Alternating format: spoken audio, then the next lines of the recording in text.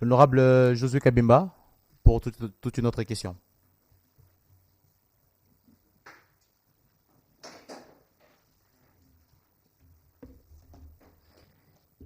Merci beaucoup, Monsieur le Président, pour le droit de parole que vous nous accordez.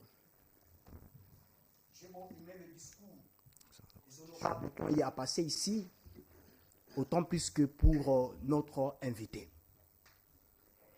Mais permettez ici de prendre la parole toujours en tant qu'un jeune de la jeunesse extra-système. Parce que autant beau entendu ici, on a cité des jeunes. Alors, Vous avez 2 minutes, honorable Josué Kabimba. le signal fort de prendre la parole en tant qu'un jeune de la système. Mais nonobstant, vous nous donnez 2 minutes, j'irai tout droit à l'essentiel. Parce qu'ici, nous parlons des 66 ans de l'indépendance de la République démocratique du Congo. Nous avons entendu ici les discours de notre invité qui étaient beaux, mirifiques. Mais ici, la question n'est de savoir. Si aujourd'hui, la RDC n'avance pas, ça dit à la Constitution ou ça dit au système politique que nous exécutions.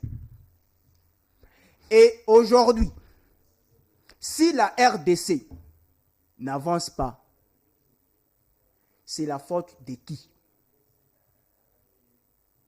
Et si la jeunesse n'arrive pas à prendre part, c'est la faute de qui?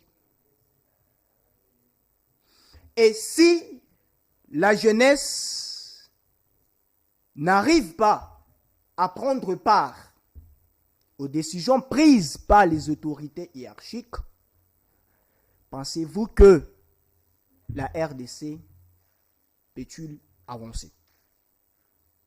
Pourquoi? Parce que ici, nous nous retrouvons dans un système politique où même si un jeune est conscient, il sera toujours banni des affaires politiques.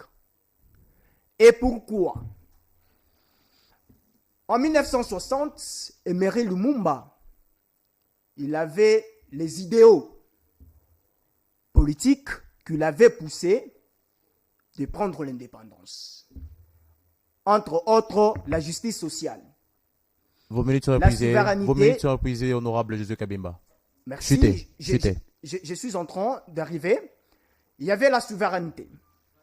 Et l'objectif d'avoir l'idée dans la souveraineté, c'était que la population puisse commencer à prendre ses propres décisions elle-même.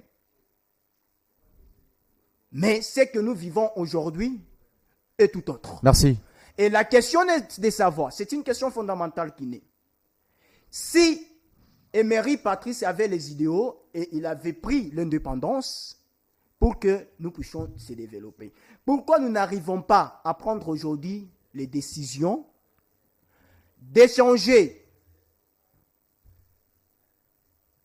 notre habitude qu'on a de ne pas respecter les tests? Merci.